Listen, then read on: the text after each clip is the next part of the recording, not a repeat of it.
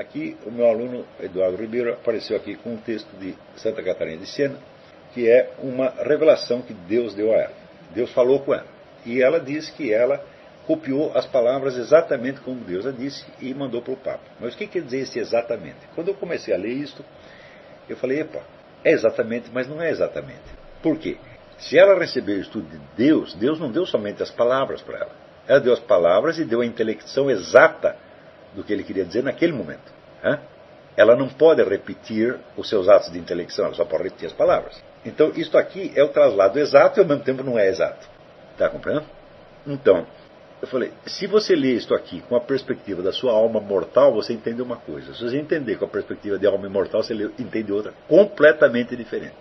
Então, eu vou dar um exemplo. Deus começa dizendo assim para ela: todos os sofrimentos que o homem suporta nesta vida são insuficientes para satisfazer pela menor culpa que ele tem. Isso quer dizer que se você for preso, for por campo de concentração, for torturado, etc., etc., isto não paga nenhum dos seus pecados. Zero. Por que Deus diz isso? Sendo eu um bem infinito, a ofensa cometida contra mim pede satisfação infinita. Isto não está ao alcance do ser humano. Desejo que compreendas que os males desta existência não são punições, mas correção a um filho que ofende. Assim, a satisfação que se dá pelo amor, pelo arrependimento e pelo desprezo do pecado, esse arrependimento é aceito em lugar da culpa e do reato. O reato é a pena devida à própria culpa do pecado. Pena inerente ao sentimento de culpa. Foi quando ensinou Paulo esse arrependimento não pela virtude dos sofrimentos padecidos, mas pela infinitude do amor. Foi quando ensinou Paulo ao afirmar, aspas, se eu falasse a língua dos anjos, adivinhasse o futuro, partilhasse os meus bens com os pobres e entregasse meu corpo às chamas, mas não tivesse caridade, tudo isso de nada valeria. 1 Coríntios 3, versículo 3.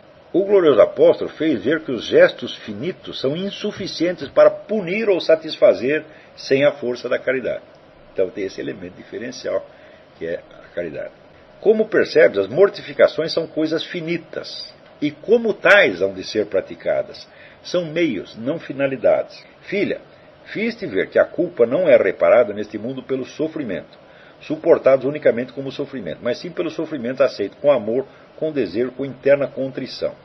Não basta a força da mortificação, é preciso o anseio da alma. O mesmo acontece, aliás, com a caridade e qualquer outra virtude, que somente possuem valor e produzem a vida em meu Filho Jesus Cristo crucificado. Isto é, na medida em que a pessoa recebe dele o amor e virtuosamente segue as suas pegadas.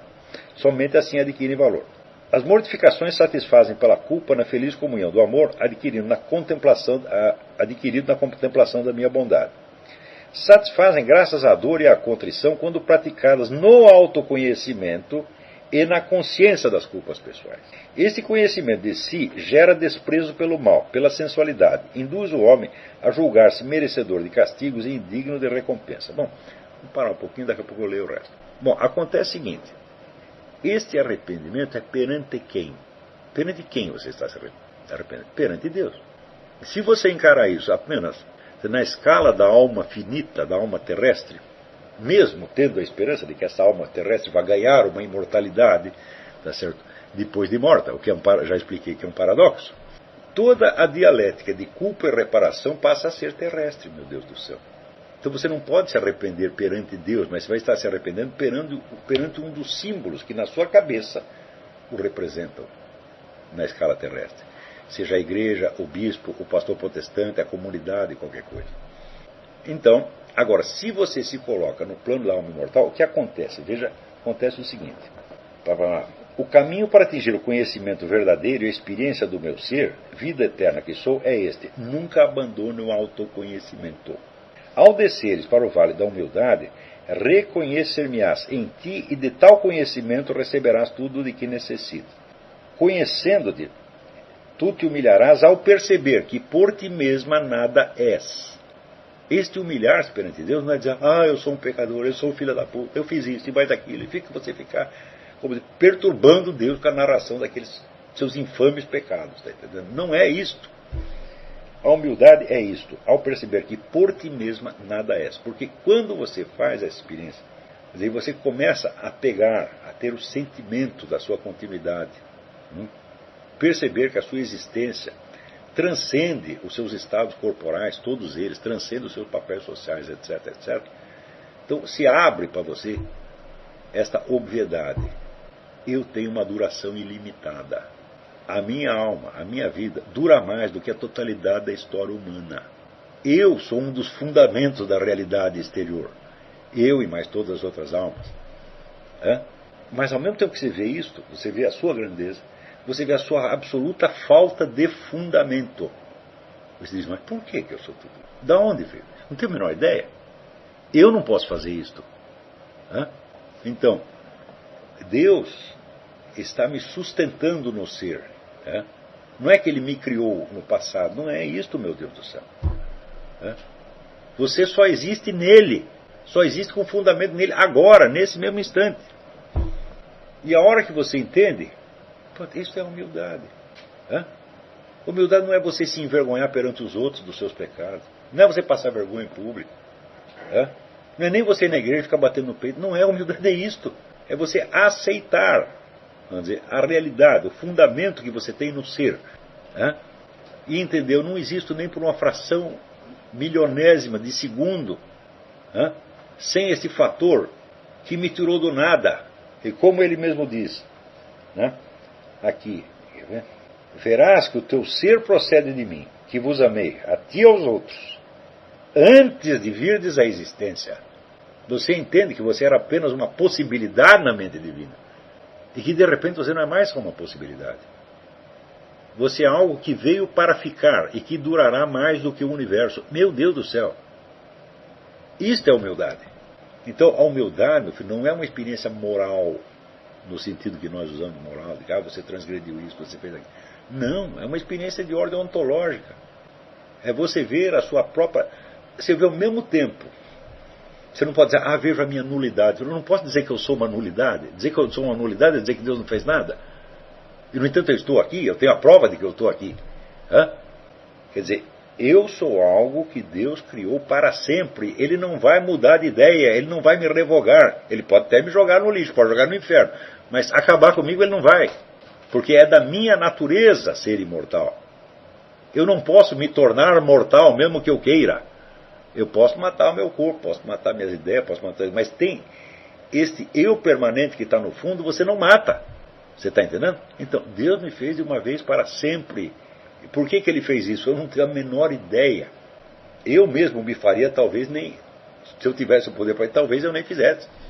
Está entendendo? Então, isso aí é a verdadeira humildade. É humildade no sentido ontológico. Na qual você nem pode declarar que você é um nada. Porque se você se declarar que você é um nada, então você não seria um crente, seria um puxa-saco de Deus. Está dizendo, eu não sou nada. Como não sou nada? Você me fez para sempre. Eu sei que eu existo, eu sei que eu sou uma realidade. E uma realidade que é para durar para sempre.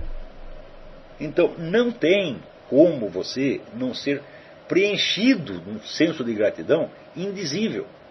Está entendendo? Eu preciso, vou confessar Deus meus pecados. Você nem lembra de pecar nessa hora, o perdão já veio.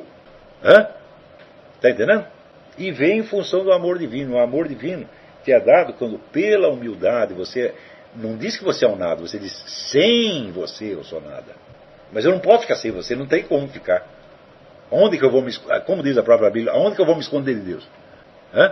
Então assim, eu vim para ficar. Quem foi que me botou aqui? Foi você que foi. Por que você fez? Porque você me amou. Você me viu como possibilidade e me amou e quis me fazer para durar para sempre. Essa é a experiência. Para isto, você tem que acalmar um pouco, tá entendendo? E sentir a permanência do seu eu ao longo de todas as experiências, de todos os estados, desde que você era pequenininho até agora. E você vê tudo isso comprimido, como que num ponto. Onde está esse ponto? Onde você está agora? Você é o cara que passou por tudo isso, todas essas mudanças. Você já mudou de ideia, mudou até de personalidade. Mas tem uma coisa em você que diz eu. E quando diz, sente a mesma coisa que dizia quando era criancinha. E você sabe que você é aquele que você foi aos 2 anos, e que foi aos 5, e que foi aos 6, e que foi aos 10, e que foi aos 20, e assim por diante. E você entende? Assim existe este ponto que aqui você imagina o tempo como uma linha e um ponto que vai seguindo essa linha. Este ponto continua. A linha começou num ponto, ela termina outro quando você morre. Mas o ponto continua. E este ponto é você. A hora que você teve essa experiência, você entende o que é a imortalidade. Se Santa Catarina ouvisse isto com a sua alma mortal, ela estaria liquidada. Porque se você não tem uma medida da sua imortalidade, como é que você vai ter gratidão pela imortalidade? Não dá.